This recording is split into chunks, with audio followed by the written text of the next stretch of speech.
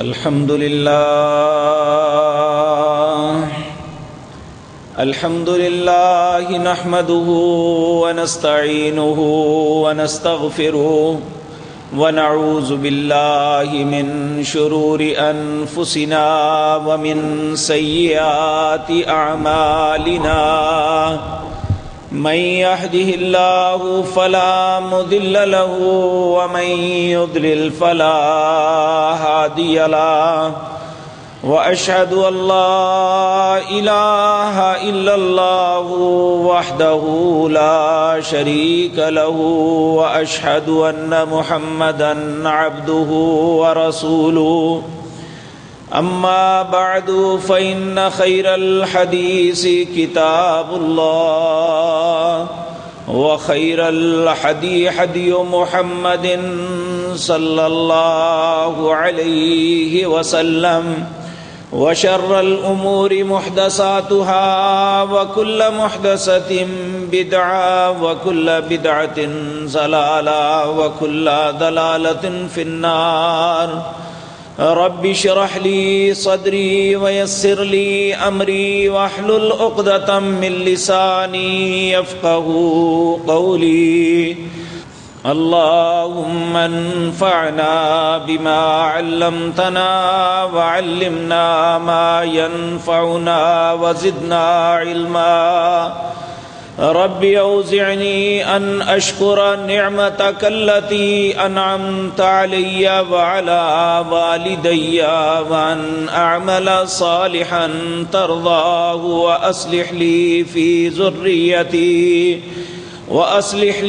في ذريتي إني تبت إليك وإني من المسلمين أعوذ بالله السميع العليم من الشيطان الرجيم بسم الله الرحمن الرحيم إن الله يأمر بالعدل والإحسان وإيتاء ذي القربى وينهى عن الفحشاء والمنكر والبغي يعظكم لعلكم تذكرون وأوفوا بعهد الله إذا عاهدتم ولا تنقضوا الأيمان بعد توكيدها وقد جعلتم الله عليكم كفيلا إن الله يعلم ما تفعلون.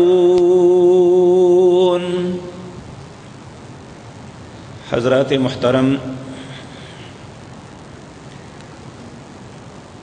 اسلام اور دوسرے مذاہب میں فرق یہ ہے،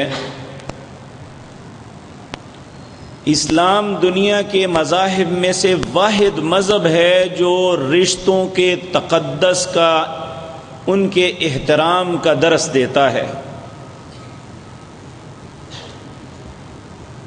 باقی جتنے بھی مذاہب ہیں ان کی اپنی اپنی طریقہ کار ہے، اپنے اپنی ان کے قانون ہیں، وہ اس قانون کے مطابق اپنے ماننے والوں کو حکم دیتے ہیں.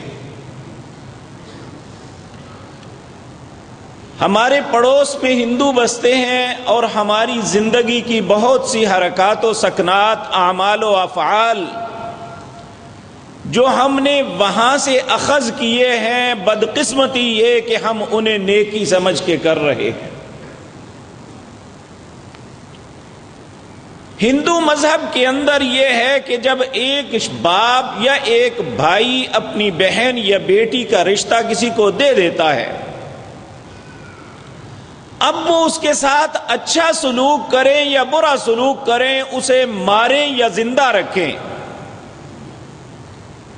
اس بچی کو ہر صورت اس ظلم کی چکی کے اندر پسنا ہے. اور سسرال والے یہ اپنا حق تصور کرتے ہیں کہ اب آنے والی جو ہے یہ ہماری بہو یا بیٹی نہیں ہے، بلکہ یہ ہماری لونڈی ہے، جیسے چاہے استعمال کرے. حتیٰ کہ سکھ مذہب کے اندر اتنی بے غیرتی ہے کہ وہ اس عورت کی عصمت کو بھی سسر اور بھائی بھی پامال کرتے ہیں. لیکن اسلام ایک ایسا مذہب ہے جو گھریلو زندگی کے اندر انسان کو ایسی ترجیحات دیتا ہے، باپ اپنے باپ ہونے کی حیثیت میں اپنے دائرہ کار کے اندر رہے، ماں اپنی ماں کی حیثیت سے رہے، خامد اور بیوی اپنی حیثیت میں رہے۔ جب تک ہم دوسرے کے کام میں مداخلت سے باز آتے رہیں گے، ہمارے گھروں میں خوشیاں رہیں گی۔ جب ہر انسان اپنے دائرہ کار سے باہر نکلتا ہے، دوسرے کے معاملات میں مداخلت کرتا ہے، تو پھر اس کا یقینی نتیجہ یہ نکلتا ہے کہ گھروں کا امن سکون غارت ہو جاتا ہے، وہاں سکون نہیں رہتا۔ اللہ رب العزت نے سورۃ نساء کی آیت نمبر 2 میں یہ واضح طور پہ بات ارشاد فرمائی، کہا واتقوا اللہ التی تساءلون به والارحام ان اللہ کان علیکم رقیبا۔ لوگوں ڈر جاؤ اس اللہ سے جس نے رشتوں کے متعلق تم سے سوال کرنا ہے۔ اگر بیٹا ہے تو اس سے سوال کرنا ہے، تجھ پہ حق تھا ماں باپ کے ساتھ کیا حسن سلوک کیا، اور ماں باپ کے سے سوال کیا جائے گا اپنی اولاد کی تربیت کیسے کی، جو حقوق اولاد کے ان کے ذمے تھے وہ کہاں تک ادا کیے۔ اور یاد رکھیں، جب اسلام کے اندر یہ تصور نہیں ہے کہ ہم اپنی زندگی کو اگنور کرتے ہوئے دوسری کی زندگی میں داخل ہو کے ان کے سکون کو برباد کرتے رہیں، چاہے وہ ماں باپ کیوں نہیں ہے۔ اس لیے یہ بات یاد رکھیں، اللہ رب العزت نے واضح طور پہ فرمایا واتقوا اللہ التی تساءلون به والارحام، اس ذات سے ڈرنا جس نے رشتوں کے متعلق سوال کرنا ہے۔ اور یہاں اس کو جو بنیادی کردار ہے یہاں دو خاندانوں کو ملانے کا، خامد اور بیوی، ہر دونوں کو کہا کہ یہ یاد رکھو، اس میں کوئی شک نہیں، پہلے ایک خاندان ایک ہے، دوسرا ہے۔ اور بیٹے کو بھی یہ بات سمجھائی اور بیٹی کو بھی کہ نہ تو اپنوں کی بات مان کے دوسروں کے ساتھ غلط رویہ کرنا ہے، اور نہ دوسروں کی بات مان کے اپنے اصل کو چھوڑنا ہے۔ یہ بھی ایک بہت بڑا المیہ ہے ہمارے معاشرے کے اندر کہ بیٹیوں کو شادی کرنے کے بعد پھر یہ دو گروپ بن جاتے ہیں، ایک ماں باپ اپنے بیٹے کو فیڈ کرتے ہیں، دوسرے اپنی بیٹی کو فیڈ کرتے ہیں، اور زندگیاں تنگ کر کے رکھ دیتے ہیں۔ اسلام ان باتوں پہ سخت ڈانٹتا ہے ہمیں۔ ہم نے اسلام کے ارد گرد دائرہ لگا دیا ہے کہ 5 نمازیں پڑھ لی، روزہ رکھ لیا، زکوٰۃ دے دی اور حج کر لیا، خلاص۔ نہیں میرے عزیز بھائیوں، نبی کریم صلی اللہ علیہ وسلم کا ارشاد، بلکہ 2 باتیں ہمیں مد نظر رکھنے چاہیے۔ آپ نے حقوق العباد کے متعلق یہ بات ارشاد فرمائی، من لم یرحم صغیرنا ولم یوقر کبیرنا فلیس منا۔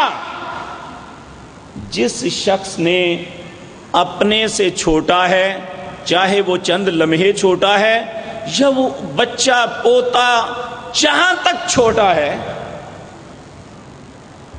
من لم یرحم صغیرنا، جس نے اپنے چھوٹوں پہ رحم نہ کیا، ولم یوقر کبیرنا، جس نے اپنے سے بڑے کا احترام نہ کیا، تو کیا ہوگا؟ نبی کریم صلی اللہ علیہ وسلم نے فرمایا فلیس منا، وہ ہمارا امتی ہی نہیں ہے۔ اس میں میں بھی اپنے آپ سے سوال کروں، آپ بھی اپنے دل سے پوچھئے کیا ہم امتی ہیں؟ کیا ہم واقعتاً اپنے سے چھوٹے پہ رحم کرتے ہیں، یا ہم بلیک میل کرتے ہیں کہ چونکہ میں اس کا بڑا ہوں، یہ میرا بیٹا ہے، میرا بھتیجا ہے، میرا بھانجا ہے، میرا فلاں رشتہ ہے، میں جیسے چاہوں کروں؟ نبی کریم صلی اللہ علیہ وسلم نے یہ اجازت نہیں دی. یا چھوٹے کو یہ حق نہیں دیا کہ وہ اپنے بڑے کے احترام میں فرق لائے. نبی صلی اللہ علیہ وسلم نے حکمن فرمایا اکریموا اولادکم، ماں باپ کو حکم دیا جا رہا ہے اپنی اولاد کا احترام کرو. جب تم اپنی اولاد کی عزت کرو گے تو پھر لوگ کریں گے. اور بہت اچھے لوگ جو ہیں، نیک اور صالح انسان، ان کی زندگیوں کا مطالعہ کریں تو انہوں نے کبھی اپنی اولاد کو بھی تو کر کے نہیں بلایا. تو یہ اس پہ کوئی شک نہیں کہ باپ ہونے کی حیثیت سے، ماں ہونے کی حیثیت سے ان کا احترام بہت ہے.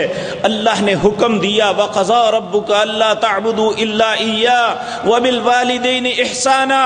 تمہارے رب نے یہ فیصلہ کر دیا ہے کہ تم اللہ کی عبادت، صرف عبادت کرنی ہے تو اللہ کی، احسان کرنا ہے تو ماں باپ کے ساتھ. لیکن ساتھ یہ بھی کہہ دیا اگر تمہارے ماں باپ تمہیں کسی ایسی بات کا حکم دیتے ہیں جس میں اللہ کی نافرمانی ہے، اس کی معصیت ہے، اس کی بغاوت ہے، تو کہا لا طاعت المخلوق معصیت الخالق. جہاں اللہ کی نافرمانی ہوتی ہو وہاں مخلوق کی اطاعت جائز نہیں ہے. ہم اپنی زندگی اپنی انا کی بھینٹ چڑھا دیتے ہیں. ہماری زندگی کے بہت سے مسائل اس وجہ سے ہوتے ہیں کہ ہم اللہ کی کتاب کی طرف بھی نہیں دیکھتے اور محمد الرسول اللہ کے فرمان کی طرف بھی نہیں دیکھتے.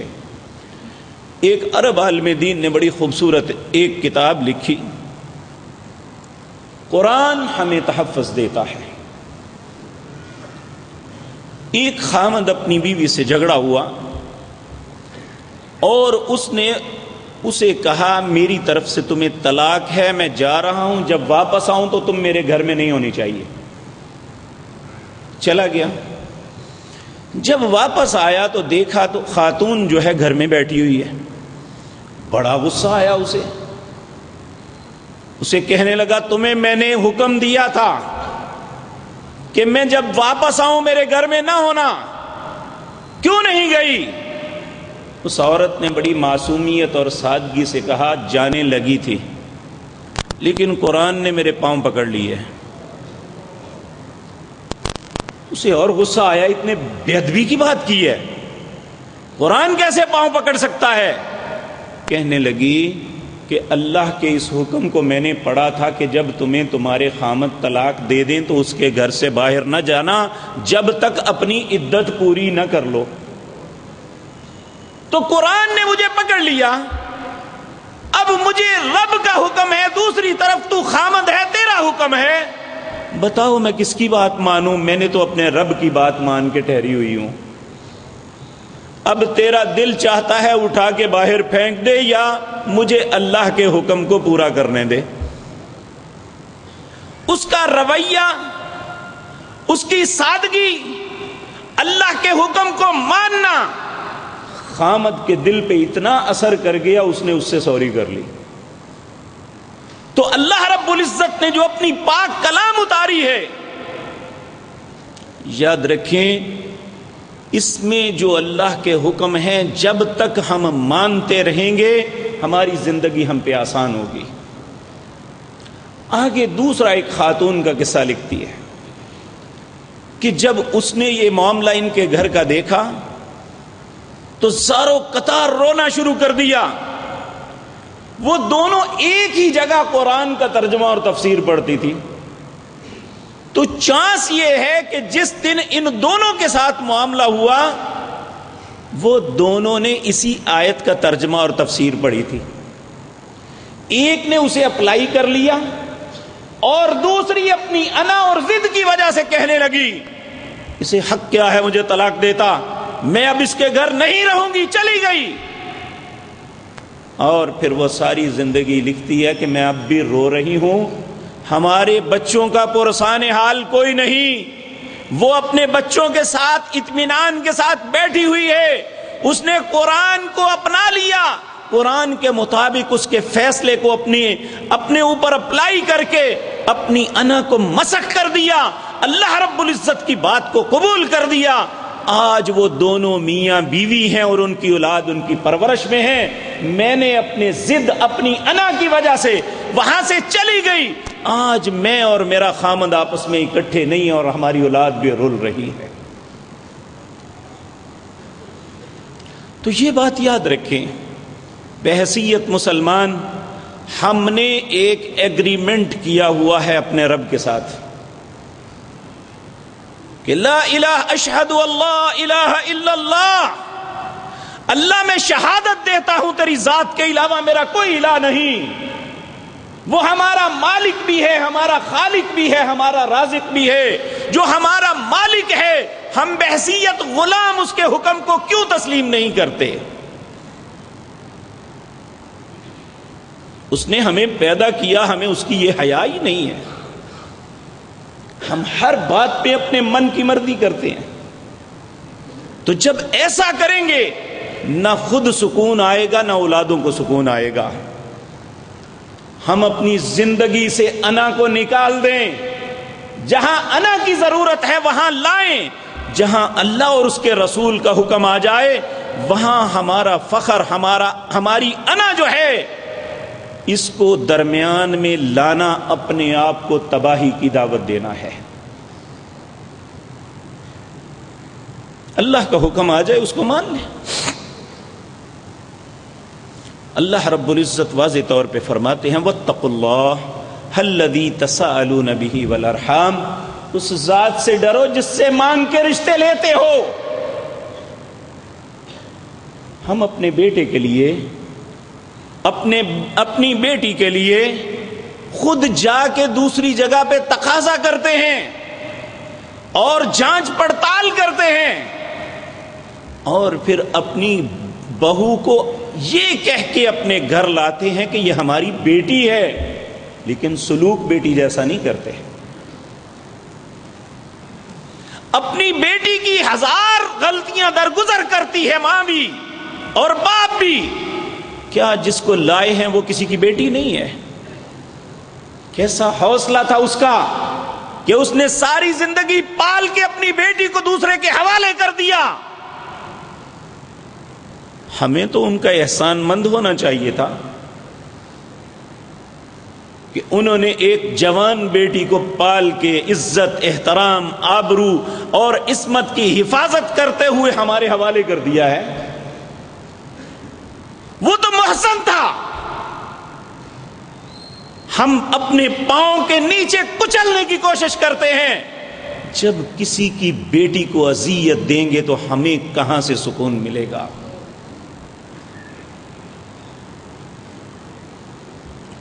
اور میں اپنی ماؤں سے بھی التماس کروں گا، یقین مانیے بہت سے واقعات ایسے، میں ویسے بات نہیں کر رہا، ایسی دکھ بری باتیں بھائی آ کے بتلاتے ہیں، سناتے ہیں کہ ہمارا کمپرومائز ہے، ہم آپس میں ایک خوشی والی زندگی بسر کر رہے ہیں، ماں کی انا نہیں ختم ہوتی، باپ نے کہہ دیا بس میری بات کو پورا ہونا چاہیے، چاہے بچے کی زندگی اجڑ جائے، ان کے بچے رل جائیں، ہماری انا رہنی چاہیے۔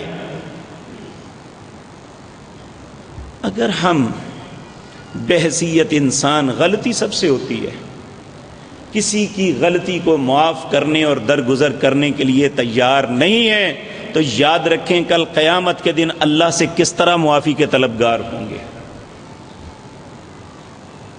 جو اپنے بھائی کو معاف نہیں کر سکتا، جو اپنے بیٹے کو معاف نہیں کر سکتا، جو اپنی بہو کو معاف نہیں کر سکتا، جو اپنی بہن کو معاف نہیں کر سکتا، وہ کس طرح توقع رکھتا ہے کہ اس کا رب اسے معاف کر دے گا اور اس پہ رحم کر دے گا؟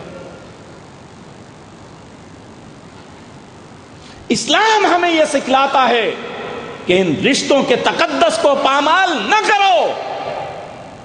جو اللہ نے کسی کی حیثیت دی ہے اس حیثیت کو تسلیم کرو. وہ باپ ہے تو باپ کی حیثیت سے تسلیم کرو, ماں ہے تو ماں کی حیثیت سے تسلیم کرو.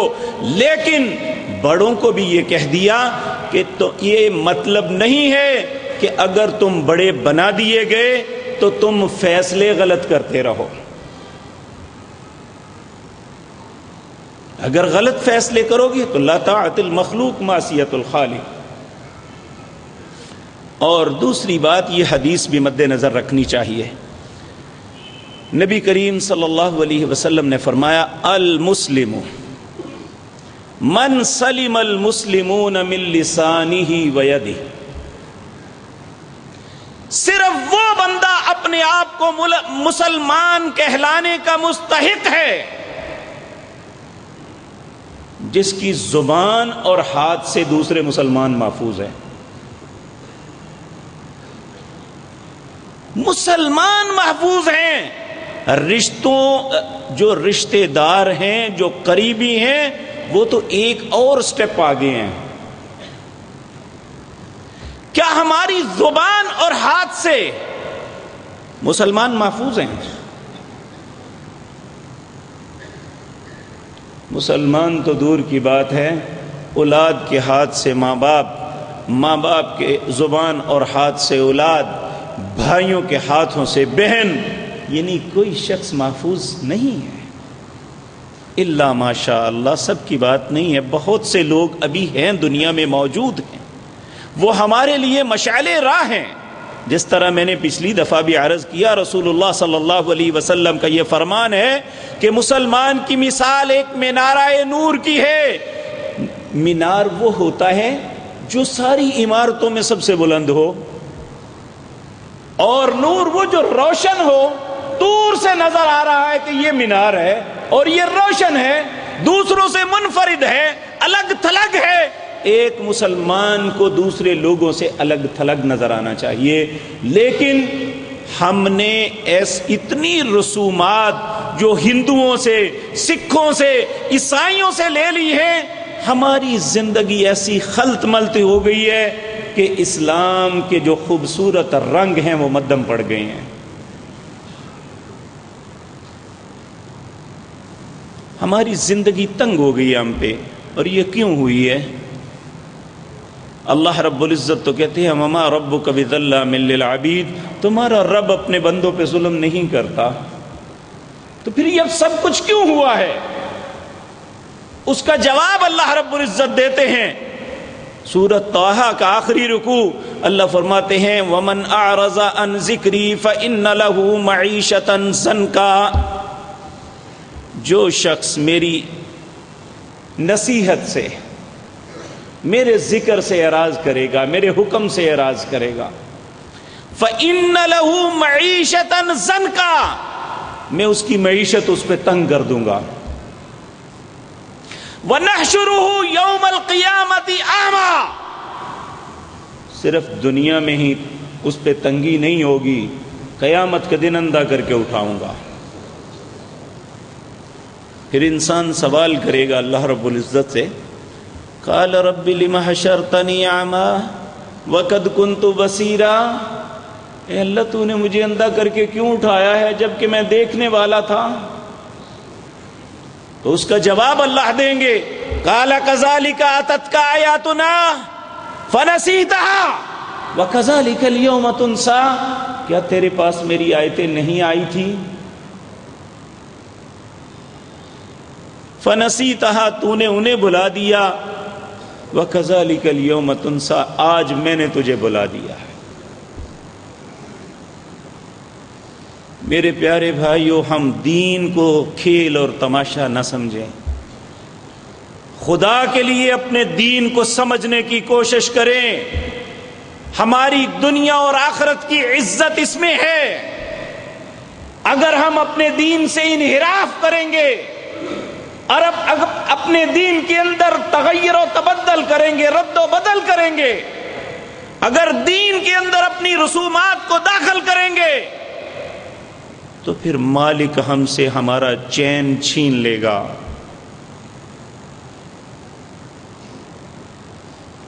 ہمارے لیے ضروری ہے کہ ہم نے ایک عہد دیا ہوا ہے. وہ عہد کیا تھا؟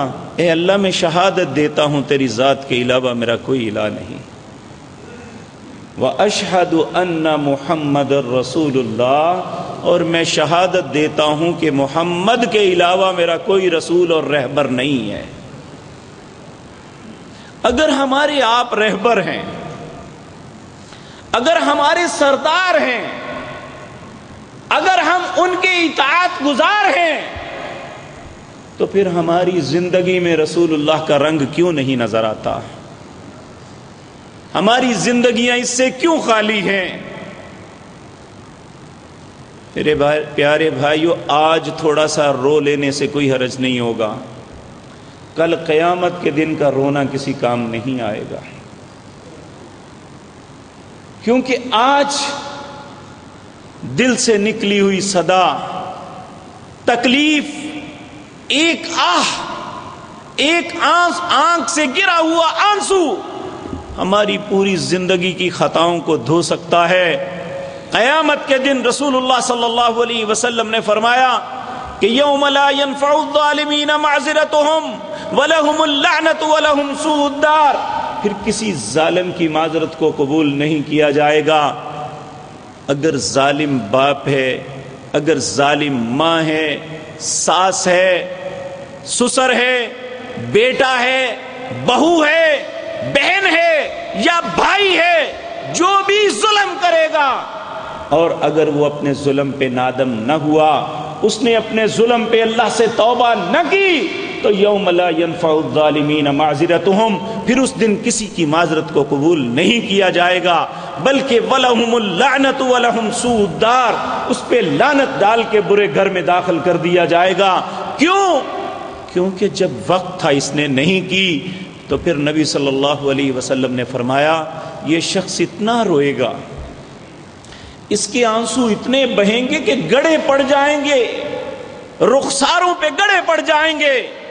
ایک وقت آئے گا رو رو کے انسان تھک جائے گا، آنسو ختم ہو جائیں گے تو آنکھوں سے خون بہنا شروع ہو جائے گا. لیکن یہ ساری چیزیں اللہ کی رحم کے معاملے کو نہیں جگا سکیں گے، کیونکہ اس وقت اللہ کا فیصلہ ہو چکا ہوگا. اگر ہم چاہتے ہیں، جس طرح میں پہلے عرض کر چکا ہوں، پیارے نبی جناب محمد الرسول اللہ صلی اللہ علیہ وسلم نے فرمایا من لم یرحم صغیرنا ولم یوقر کبیرنا فلیس منا، جس نے اپنے سے چھوٹے پہ رحم نہ کیا، بحیثیت ماں باپ، بحیثیت ساس سسر، بحیثیت نند اور جو بھی رشتے بڑے ہیں، جو طاقتور اور قوت والے ہیں، اگر انہوں نے اپنے سے کمزوروں پہ، اپنے سے چھوٹوں پہ رحم نہ کیا، اور چھوٹوں میں اگر قوت آ گئی انہوں نے اپنے بڑوں کا احترام نہ کیا، فلیس منا، وہ سمجھ لے وہ اللہ کے نبی کی امت سے نکل گئے ہیں صلی اللہ علیہ وسلم. اللہ ایسی بدبختی سے، ایسی بد نصیبی سے ہم سب کو محفوظ فرمائے. اس لیے ضروری ہے اللہ رب العزت کا حکم یہ ہمارے لیے اتنا ضروری ہے جتنا ہماری زندگی کے لیے سانس لینا ضروری ہے. ہم اگر سوچتے ہیں کہ اگر اللہ ہمیں نہیں پوچھ رہا، نہیں پکڑ رہا، تو یاد رکھیں یہ پکڑنے کی جگہ نہیں ہے. اگر اللہ کسی کو اس کے ظلم پہ بھی مہلت دیے جا رہا ہے تو اللہ کہتے ہیں کہ یہ میری انتہائی ناراضگی کی وجہ ہے کہ میں چاہتا ہوں کہ یہ جو من میں آتا ہے کر لے ایک دفعہ، میں پھر اسے اتنی ہی سخت سزا دوں گا. تو ہمیں اللہ کے غضب، اس کے عقاب سے ہر وقت اللہ کی پناہ مانگنی چاہیے. دیکھیں نبی کریم صلی اللہ علیہ وسلم نے، آپ نے فرمایا والدین کو حکم دیا، میری کسی بھی گزارشات سے کوئی شخص یہ نہ سمجھے کہ کسی کو ریلیف مل رہا ہے. اولاد کے لیے جو حکم ہے ان کی اولاد پابند ہے، جو والدین کے لیے حکم ہے وہ والدین اس کے پابند ہیں. کیوں؟ یہ تو ہے، درست ہے کہ ہمارے ماں باپ ہم سے بڑے ہیں، لیکن وہ اللہ سے بڑے نہیں ہیں، وہ رسول اللہ سے بڑے نہیں ہیں. ہم سے وہ بڑے ہیں، لیکن نہ وہ اللہ سے بڑے ہیں نہ رسول اللہ سے بڑے ہیں. اس لیے انہیں یہ نہیں دیکھنا چاہیے کہ بیٹے کی خواہش کیا ہے، انہیں یہ دیکھنا چاہیے میرے اللہ کا حکم کیا ہے، میرے رسول نے اس معاملے میں کیا حکم دیا ہے. تو میرے بھائیوں، اپنے گھروں کو اجڑنے سے بچائیے، اپنی انا کو اللہ اور اس کے رسول کے حکم میں نہ بلند کریں. جب اللہ نے فرعون کو توڑا تھا نا، اس کو سزا دینے کا ارادہ فرما لیا، پانی میں گرا، برباد ہونے لگا، تو ایک گھونٹ پانی کا برداشت نہیں کر سکا تھا، کہنے لگا لا الہ الا الذی آمنت بہ بنو اسرائیل، میں بنی اسرائیل کے رب پہ ایمان لاتا ہوں. لیکن اس وقت دروازہ بند ہو چکا تھا توبہ کا، اللہ نے اس کے کلمے کو قبول نہیں کیا تھا. تو بعد میں اللہ نے ریزن کیا بیان کی، میں نے کیوں برباد کیا؟ کہا انہ کان عالیا من المسرفین، یہ بڑا بننے کی کوشش کرتا تھا اور حد سے بڑھ گیا تھا. اسے احساس ہی نہیں کہ ایک رب ہے اور اس کے حکم ہیں، جن حکموں کو ماننا ہمارے اوپر فرض ہے.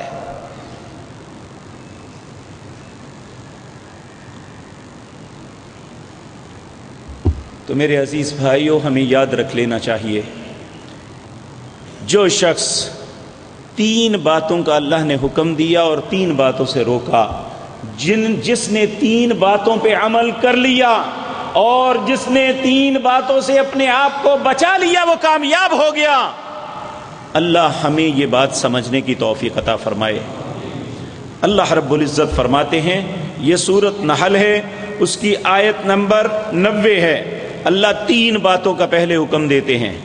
سب سے پہلا حکم، ان اللہ یامر بالعدل.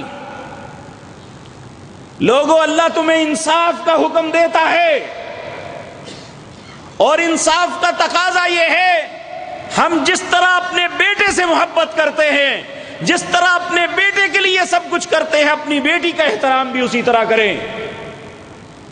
اور جس طرح ہم اپنی بیٹی کے لیے کسی چیز کو ناپسند کرتے ہیں، اپنی بہو کے لیے بھی وہی ناپسند کریں. اور جو ہمیں اپنی بیٹی کے لیے اچھا لگتا ہے، اپنی بہو کے لیے بھی وہی پسند کریں. عدل کا تقاضا یہ ہے، جب ترازو پکڑو تو برابر تولو. وہ جس کو لائے ہو کسی کے گھر سے، وہ بھی تو تمہاری بیٹی ہے. اپنی بیٹی تو کسی کو دے دی، اس کے لیے تو خیر کے لیے دعائیں مانگتے ہیں، رو رو کے اللہ سے التجائیں کرتے ہیں، اے اللہ اس کو اپنے گھر میں سکھ دے دے. اور اپنی بہو کے لیے سکھ کا کوئی دروازہ نہیں.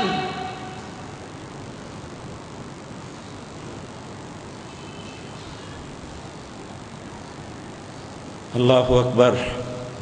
اس لیے پہلا حکم ہے اللہ کا کہ جب بھی ہم 2 افراد، 2 قوموں کے درمیان اور 2 ملازموں کے درمیان، گھر میں کسی 2 افراد کے درمیان ترازو پکڑیں تو برابر کا پکڑیں.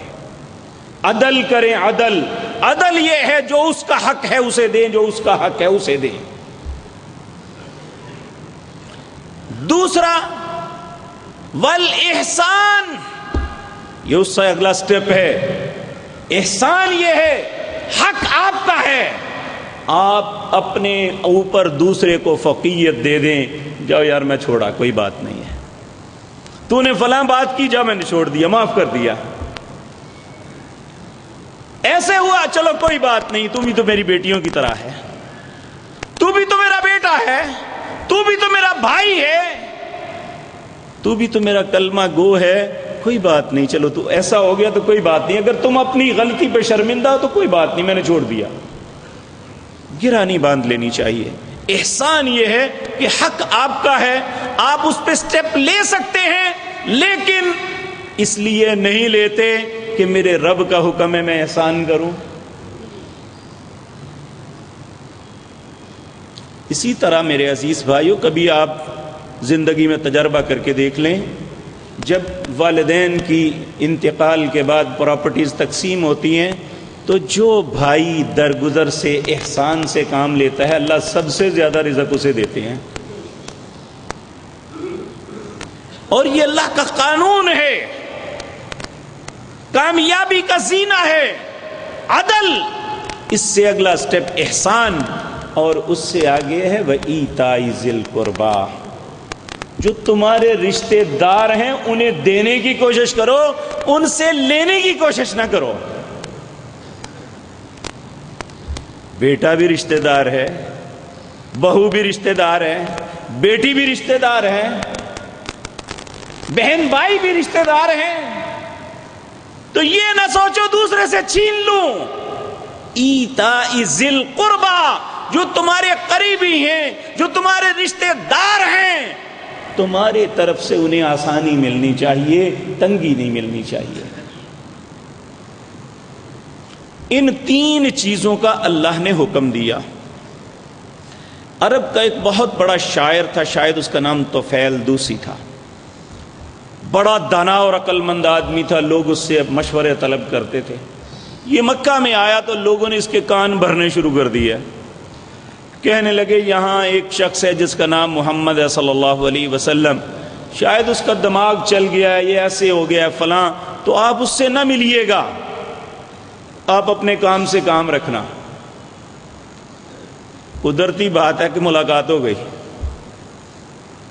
کہنے لگے تمہارے متعلق لوگوں کے یہ خیالات ہیں، کیا کہتے ہو تم؟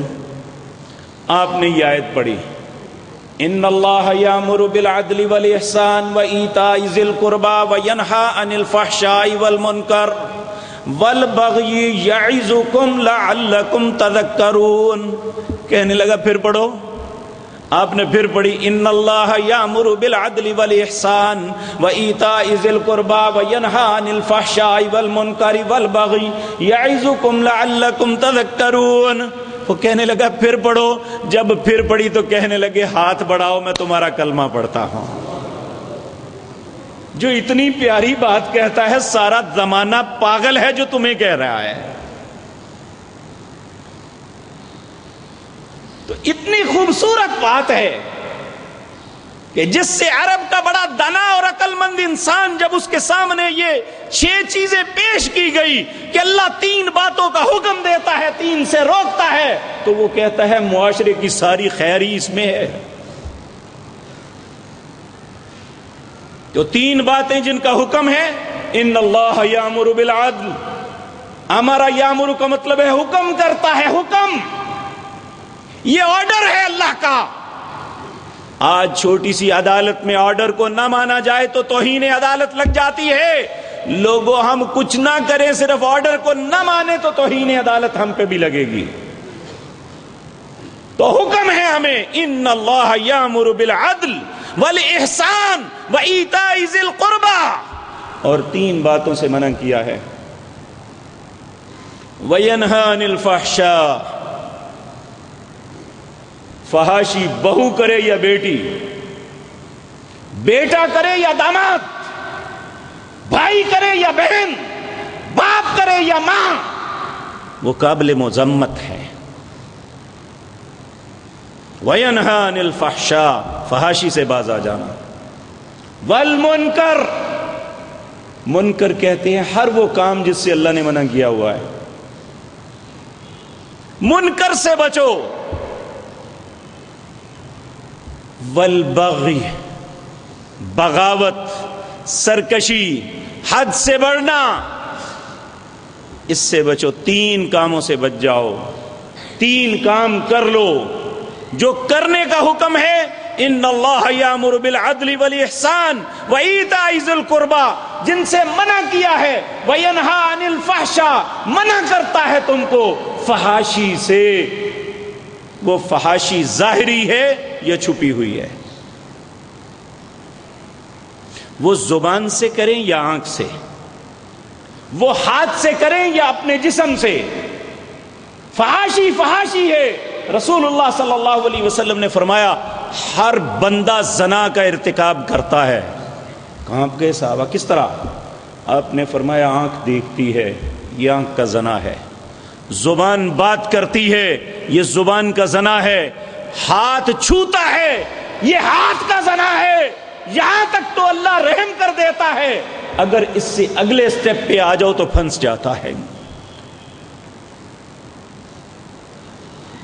تو سب سے پہلا حکم دیا یہ آپ حکم دے سکتے ہیں کہ بیٹی تو ہماری بیٹی کی طرح ہے، گھر میں پردے سے رہو، باہر جانا ہے تو پردے میں رہو، گھر میں رہنا ہے تو ایک دوسرے کے احترام میں رہو، اچھی بات کا حکم کرنا ماں باپ پہ فرض ہے، لیکن اپنی انا کے لیے اپنی اولادوں کے گھروں کو برباد کر دینا یہ کوئی دانائی کی علامت نہیں ہے، یہ کل اللہ کی عدالت میں پیش ہو کے جواب دینا پڑے گا۔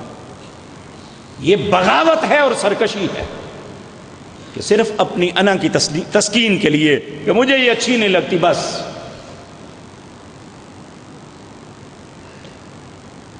اللہ اکبر۔ اور بعض اوقات ایسا بھی ہوتا ہے کہ دونوں خاندانوں کے درمیان کوئی آپس میں بیٹھ کے کسی مجلس میں کلیش ہو جاتا ہے، اب جھگڑا تو ہوا بڑوں میں، بھائیوں میں، یا اس کے والد یا اس کے والد کے درمیان کہ میرے سامنے اس نے یہ بات کی اس لیے میں اب یہ معاملہ ختم کر کے رہوں گا، جبکہ ان کی زندگی اچھی بس رہی ہے۔ یہ بھی ہم اپنی انا کے لیے کرتے ہیں۔ دیکھیں نبی صلی اللہ علیہ وسلم نے ارشاد فرمایا کہ جو شخص تکبر کرے گا، جس شخص میں ایک رائی کے ذرے کے برابر رائی ہوتی ہے، رائی کا ذرہ وہ ہوتا ہے، کبھی آپ یہ روشن دان سے دھوپ آ رہی ہو تو درمیان میں ذرے اڑ رہے ہوتے ہیں، لیکن وہ دھوپ چلی جائے تو وہ ذرے نظر نہیں آتے۔ بظاہر اس وقت بھی یہاں نامعلوم کتنے ذرے اڑ رہے ہیں، لیکن وہ ہمیں نظر نہیں آ رہے، یا خوردبین سے آئیں گے یا دھوپ کی ایک تمازت آ رہی ہو تو اس میں نظر آئیں گے۔ اس ایک ذرے کے برابر جس کے اندر تکبر ہوا، اللہ اسے جنت کی خوشبو بھی نہیں دیں گے۔ اور سب سے بڑا تکبر یہ ہے کہ اس کو حق بات کا بھی علم ہے لیکن حق بات کو قبول نہیں کر رہا، سچی بات کا پتہ ہے، وہ سچی بات کو، سب سے بڑا دنیا کا تکبر یہ ہے۔ باقی سب اس سے ہیچ ہیں، ہمیں احساس ہو جائے کہ غلطی میری ہے لیکن میری انا نہیں مان رہی۔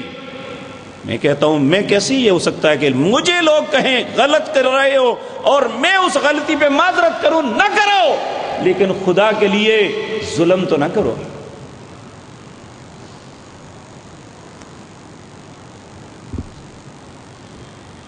اپنی بعض اوقات انسان اپنی غلطی کی وجہ سے اپنی اولاد کے، اپنے بہن بھائیوں کے گھر اجاڑ دیتا ہے اپنی انا کی تسکین کے لیے۔ تو اللہ رب العزت ہمیں سمجھ نصیب فرمائے۔ تو اللہ رب العزت نے فرمایا کہ وَيَنْهَا عَنِ الْفَحْشَاءِ وَالْمُنْكَرِ، کامیابی کے لیے یہ 6 چیزیں ہیں۔ 3 کا حکم دیا جا رہا ہے، ان اللہ یامر بالعدل، لوگو اللہ تمہیں عدل کا حکم دیتا ہے، انصاف کرو، والاحسان، دوسرا حکم یہ ہے کہ اس سے آگے سٹیپ آگے بڑھو کہ احسان کرو، حق تمہارا ہے دوسرے کے لیے درگزر کر دو۔ ایک حدیث میں نبی صلی اللہ علیہ وسلم نے فرمایا، اب ہم بعض اوقات حق پہ اڑ جاتے ہیں، ٹھیک ہے اچھی بات ہے، اس میں حرج کوئی نہیں، لیکن آپ نے فرمایا ایک بندہ حق پہ ہے، اس کا رائٹ ہے، اس کے باوجود وہ جھگڑے کو چھوڑنے کے لیے اپنے حق سے دستبردار ہوتا ہے، میں ضمانت دیتا ہوں جنت کے درمیان جو خوبصورت سفید محل ہے، میں اس کی ضمانت اس بندے کو دیتا ہوں جو حق پہ ہونے کے باوجود جھگڑے کو ترک کر دیتا ہے۔ یعنی ہے صحیح، لیکن کہتا ہے میری وجہ سے جھگڑا ختم ہوتا ہے تو کوئی بات نہیں، میں پیچھے ہٹ جاتا ہوں، ایک قدم پیچھے ہٹ جاتا ہے۔ تو کتنی خوبصورت باتیں ہیں جو ہمارا دین ہمیں سکھاتا ہے، ہمارے سامنے یہ ساری باتیں موجود ہیں، اللہ کی کتاب میں ہے، پیارے نبی جناب محمد الرسول اللہ کے فرامین میں ہے، لیکن یہ کیسی عجیب بات ہے، وہ امت جس کے پاس سب کچھ ہے، متعین رستہ ہے، قرآن جیسی کتاب ہے، محمد جیسے رہبر ہیں صلی اللہ علیہ وسلم، اللہ جیسا رب ہے، پھر وہ دنیا میں ٹامک ٹولیاں مار رہی ہے اور ہر جگہ ٹھوکریں کھا رہی ہے۔ کیوں؟ اس لیے کہ اللہ نے جو حکم دیا تھا انہوں نے اگنور کر دیا۔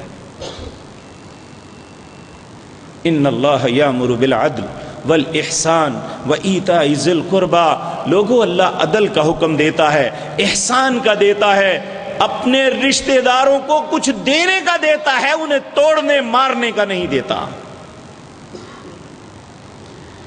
وَيَنْهَى عَنِ الْفَحْشَاءِ، لوگوں فحاشی سے منع کرتا ہے، اگر کوئی غلط کرتا ہے تو اسے کہنا چاہیے من رأى منکم منکرا فلیغیرہ بیدی فإن لم یستطع فبلسانی فإن لم یستطع فبقلبی وذلک اضعف الایمان۔ تم اگر کسی برائی کو دیکھتے ہو تو ہاتھ سے روکو، ہاتھ سے نہیں روک سکتے تو زبان سے کہو، ایسا بھی نہیں کر سکتے تو دل سے برا جانو، اس کے بعد ایمان نہیں ہے۔ تو ہم ہر چیز دیکھ کے کہتے ہو ہمیں کیا غرض ہے، جنہ کھادیاں گاجراں ٹیڈ انہاں دے پیڑ، یہ کہہ کے اپنے آپ کو تسلی دے دیتے ہیں۔ وَيَنْهَى عَنِ الْفَحْشَاءِ، خود بھی بچو دوسرے کو بھی بچاؤ، اللہ ہمیں ہر برائی سے محفوظ رکھے۔ وَالْمُنْكَرِ، ہر وہ بات جو اللہ کی نافرمانی ہے، جس میں اللہ کی معصیت ہے، کا اس سے بچو۔ والبغی، سرکشی اور بغاوت سے بچو۔ یعظکم، یہ اللہ تمہیں نصیحت کرتا ہے۔ یعظکم، واعظ کہتے ہیں نصیحت کرنے کو۔ یعظکم، تمہارا رب تمہیں نصیحت کرتا ہے۔ لعلکم، تاکہ تم تذکرون، کوئی نصیحت حاصل کر لو، غور و فکر کر لو۔ یہ رب کا حکم ہمیں جو دیا جا رہا ہے۔ وَأَوْفُوا بِعَهْدِ اللَّهِ، لوگوں جو اللہ سے تم نے عہد کیا ہوا ہے کلمہ شہادت کا، اسے پورا کر دو۔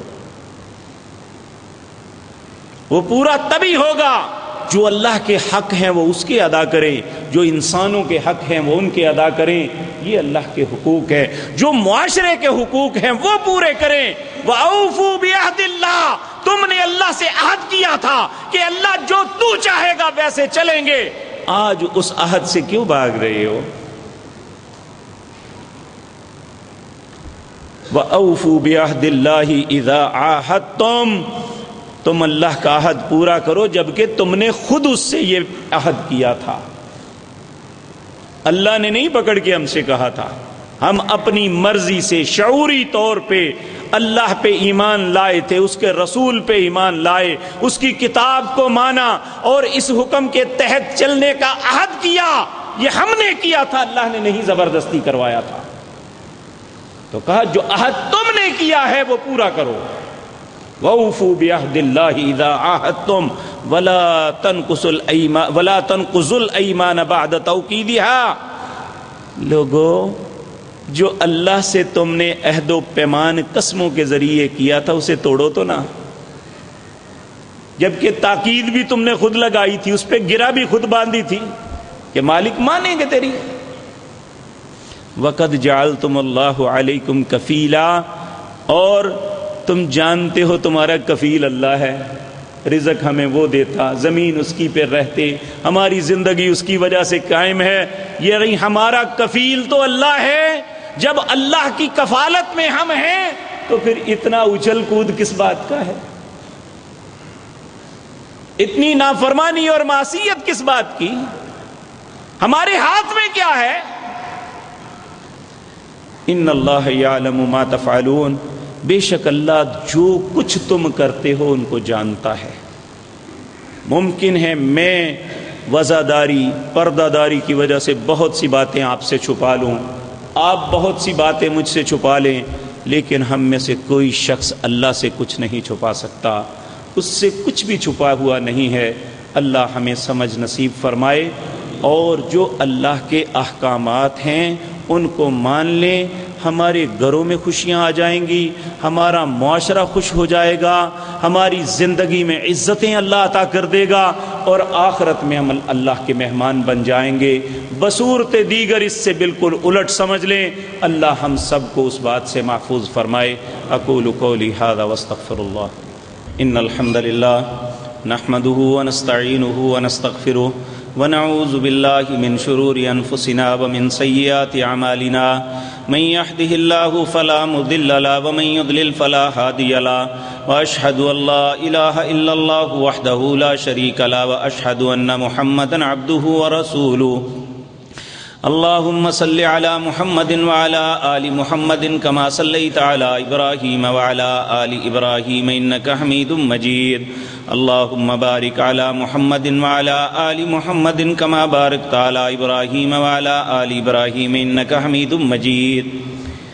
یہ ایک بھائی نے آپ سے التماس کی ہے کہ ان کے بھائی اسپتال میں زیر علاج ہے، تمام ساتھیوں سے انہوں نے التماس کی ہے ان کے لیے دعا کریں، اللہ انہیں شفائے کاملہ عاجلہ عطا فرمائے۔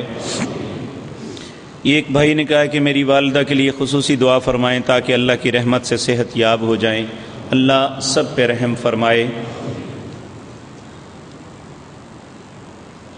یہ ایک بھائی نے کہا کہ میرے والد محترم بیمار ہیں، ان کے لیے دعا کریں، اللہ انہیں صحت عطا فرمائے۔ یہ ایک بھائی نے کہا کہ بیماری کے لیے دعا کی درخواست ہے، خاص طور پر نام لے کے ہمارے پیارے بیٹے دانیال آصف جو کہ کینسر کے مرض میں مبتلا ہیں۔ اللہ مالک سے دعا ہے اللہ اس بچے پر رحم فرمائے، اس کا علاج شروع ہو گیا ہے، اللہ اسے صحت کاملہ عاجلہ عطا فرمائے۔ اس کے والد محترم بھی کچھ دیر پہلے کینسر ہی کی وجہ سے دنیا سے تشریف لے گئے، بہت نیک آدمی تھے، اللہ اس بچے پہ رحم فرمائے اور اپنی ماں کے لیے صدقہ جاریہ بنائے اسے۔ یہ کل ہماری یہ دھلے کے اندر مسجد ہے ربانی، اس کے خطیب تھے سید محمد اسماعیل شاہ صاحب۔ پرسوں عشاء کی نماز میں انہیں ہارٹ اٹیک ہوا، ہسپتال لایا گیا۔ مجھے ساتھی بتا رہے تھے کہ 3 دفعہ انہوں نے کلمہ پڑھا تو جان دے دی۔ نبی صلی اللہ علیہ وسلم نے فرمایا من آخر کلام لا الہ الا اللہ دخل الجنہ، جس بندے کی زندگی کا آخری کلام لا الہ الا اللہ ہو گیا وہ جنت میں داخل ہو جائے گا۔ ہمیں اپنے لیے بھی اللہ سے دعا مانگنی چاہیے، اللہ مرتے وقت کلمہ نصیب فرما دینا، اے اللہ ایمان کی حالت میں زندہ رکھنا، اسی حالت میں موت نصیب فرمانا۔ اللہ مالک سے دعا ہے اللہ ان بزرگوں پہ رحم فرمائے، اگلی منزلیں ان پہ آسان کر دے۔ یہ ایک بھائی نے کہا ہے کہ میری بھانجی اور میری بہنیں بے اولاد ہیں، اللہ سب بے اولادوں پہ رحم فرمائے۔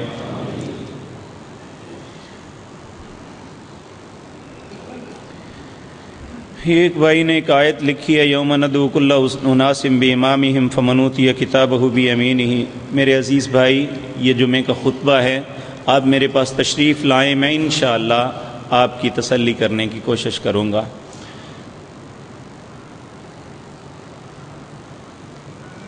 ایک بھائی نے سوال کیا ہے جہیز رسم ہے، رسول اللہ نے اپنی بیٹیوں کو نکاح کے وقت کچھ دیا تھا، اگر کچھ دیا تھا تو وہ کیا تھا؟ حضرت فاطمہ رضی اللہ تعالی عنہ کے متعلق آتا ہے کہ انہیں آپ نے کچھ دیا تھا۔ بعض روایات ایسی آتی ہیں کہ سیدنا علی کو حکم دیا تھا کہ وہ اپنی کوئی چیز بیچ کے گھر کا سامان بنائیں۔ عرب میں آج بھی رواج یہی ہے کہ جو بیٹا ہوتا ہے وہ خود اپنے گھر کا سارا سامان بناتا ہے اور پھر بیٹی کو لے کے ماں باپ کے گھر نہیں آتے، اس کے گھر اسے چھوڑ دیا جاتا ہے۔ تو یہ جو ہمارے ہاں ہے کہ جہیز کا سارا معاملہ، کھانا اور بارات کا سارا، یہ ہندوانہ رسم ہے جو ہم ادا کر رہے ہیں۔ اللہ رب العزت ہم پہ رحم فرمائے۔ اور بہت سی بیٹیاں صرف اس لیے بیٹھی رہتی ہیں کہ ان کے والدین کے پاس جہیز کے لیے دینے کے لیے کچھ نہیں ہوتا۔ تو ایسی صورت میں چونکہ ہمارے معاشرے میں یہ خباثت کینسر کی طرح پھیلی ہوئی ہے، ہمیں ایسے گھرانوں کے اوپر نظر رکھنی چاہیے اور اپنی زکوٰۃ کی رقم سے بھی ان بیٹیوں کو ودا کرنے کے لیے کوشش کرنی چاہیے، اپنی بیٹیوں کی طرح سمجھ کے ان بیٹیوں کی ہیلپ کر کے انہیں ان کے گھر تک۔ بعض اوقات ہوتا ہے کہ ایک والدین کہتے ہیں کہ ہمیں کچھ نہیں چاہیے، 2 کپڑوں میں بھیج دو، تو اگر کوئی والدین غلطی سے اپنی بیٹی کو اس طرح بھیج ہی دیتے ہیں تو ساری عمر چین نہیں لینے دیا جاتا۔ تو اس لیے پہلی بات تو یہ ہے کہ ہمیں بیٹیوں سے کسی توقعات نہیں رکھنی چاہیے، لیکن اگر خود ہی کہہ کے اگر ایسا ہو جائے تو پھر حوصلہ کرنا چاہیے۔ اللہ ہمارے اندر حوصلہ پیدا فرما دے۔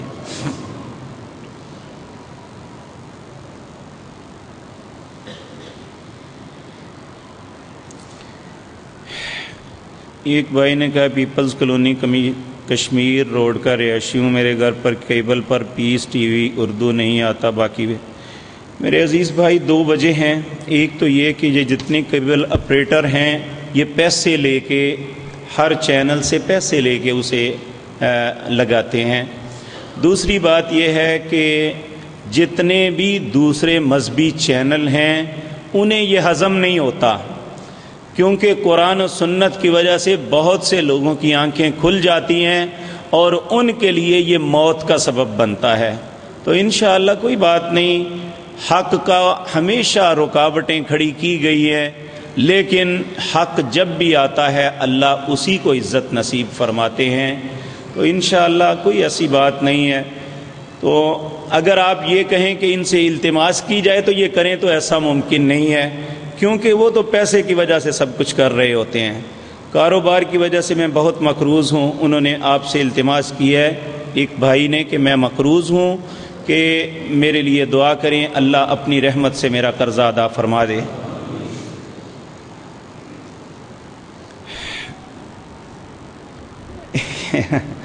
اللہ اکبر. ایک بھائی نے کہا اکثر فجر کی نماز کے بعد میرے رستے میں کالی بلی آتی ہے جس کی وجہ سے میرا پورا جسم درد کرتا ہے، نہ ہی کوئی کاروبار مجھ سے ہو رہا ہے.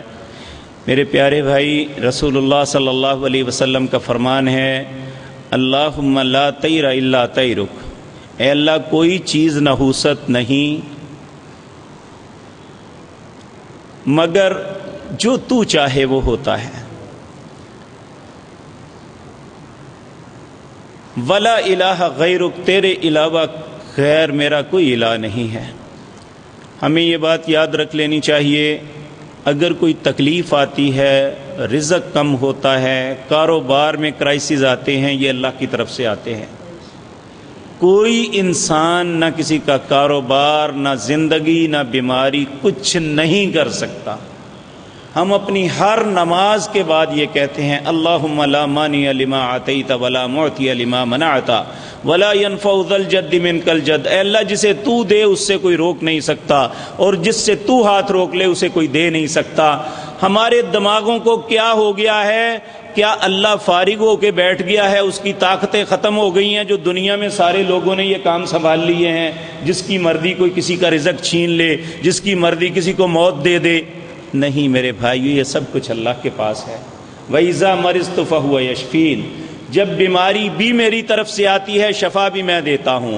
ان اللہ هو الرزاق ذو القوة المتین، یہ رزق کی کمانڈ اینڈ کنٹرول میرے ہاتھ میں ہے، اوپر نیچے میں کرتا ہوں. یہ بھی اللہ رب العزت کہتے ہیں.